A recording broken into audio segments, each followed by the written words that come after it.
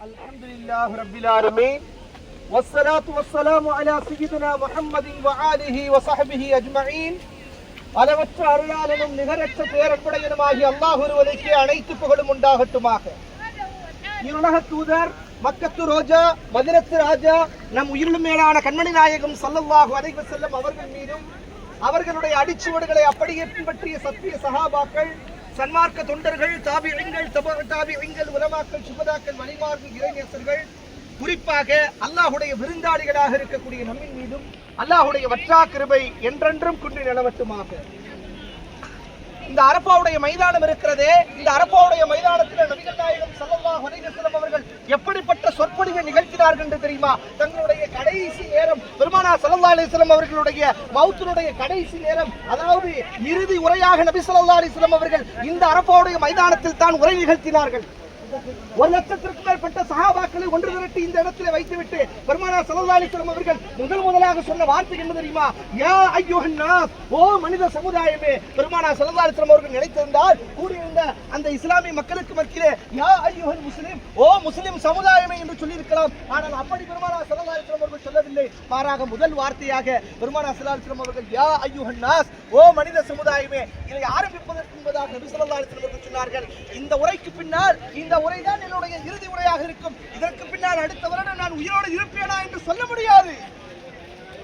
மக்களை மிக கவனமான முறையில் நீங்கள் கேட்டுக் கொள்ளுங்கள் என்று சொல்லி பெருமானார் ஸல்லல்லாஹு அலைஹி வஸல்லம் அவர்கள் இந்த அரபாவுடைய மைதானத்திலே முதல் உரையை, தங்களுடைய இறுதி உரையை நிகழ்த்தினார்கள். அதிலே முதலாவது வார்த்தை யா அய்யுஹன் நாஸ், ஓ மனித சமுதாயமே, இலாஹுக்கும் இலாஹு வாஹித், உங்களுடைய இறைவன் ஒருவன் தான் என்பதாக சொன்னார்கள். இந்த உலகத்தில் இருக்கக்கூடிய ஒட்டுமொத்த சமுதாயத்திற்கும், ஒட்டுமொத்த மனித சமுதாயத்திற்கும் பெருமானார் ஸல்லல்லாஹு அலைஹி வஸல்லம் அவர்கள் சொன்ன வார்த்தை யா அய்யுஹன் நாஸ், ஓ மனித சமுதாயமே, இலாஹுக்கும் இலாஹு வாஹித், ஒரே இறைவன் தான், அது அல்லாஹ் மட்டும்தான் என்பதை பெருமானார் ஸல்லல்லாஹு அலைஹி வஸல்லம் அவர்கள் உறுதிபட பெருமானார் ஸல்லல்லாஹு அலைஹி வஸல்லம் அவர்களை தெளிவுபடுத்தி காட்டினார்கள். அது மட்டுமல்ல, அதற்கு அடுத்ததாக சொன்னார்கள், உங்களுடைய பெண் மக்கள் இருக்கிறார்களே, அவர்கள் உங்களுக்கு கொடுக்கப்பட்ட மிகப்பெரிய பொக்கிஷம், மிகப்பெரிய ஒரு அமானிதமாக இருக்கிறார்கள். அவர்கள் உங்களுடைய விழா எலும்பிலிருந்து படைக்கப்பட்டிருக்கிறார்கள். அவர்களை நிமிர்த்து நினைத்தாலும் உடைக்கப்படுவார்கள், அவர்களை வளைக்க நினைத்தாலும் உடைக்கப்படுவார்கள். எனவே அவரிடத்திலே கவனமான முறையில் நீங்கள் நடந்து கொள்ளுங்கள். பெண்களை கண்டத்திலே அறையாதீர்கள். அவரிடத்திலே கண்ணியமான முறையிலே நீங்கள் கண்டிப்பதாக இருந்தால் கூட உங்களுடைய அறைகளிலே,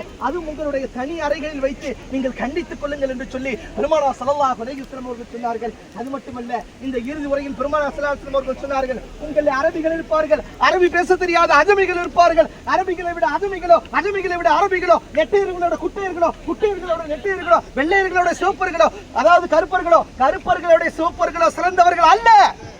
இன்ன அக்ரமக்கும் இன்தல்லாஹி அத்காக்கும், உங்களில் சிறந்தவர்கள் யார் இறையச்சத்தால் சிறந்தவர்களோ, இறையச்சத்தால் யார் சிறந்தவர்களோ அவர்கள் தான் உங்களில் சிறந்தவர்கள் என்பதாக நபி ஸல்லல்லாஹு அலைஹி வஸல்லம் சொன்னார்கள். அது மட்டுமல்ல, உங்களுக்கு மத்தியிலே நீங்கள் சகோதரத்துவத்தோடு நடந்து கொள்ளுங்கள். உங்களுக்கு மத்தியிலே, அதாவது பணிவிடை செய்யக்கூடிய, உங்களுக்கு சமைக்கக்கூடியவர்களோடு சேர்ந்து உட்கார்ந்து சாப்பிடுங்கள் என்பதாக நபி ஸல்லல்லாஹு அலைஹி வஸல்லம் சொன்னார்கள்.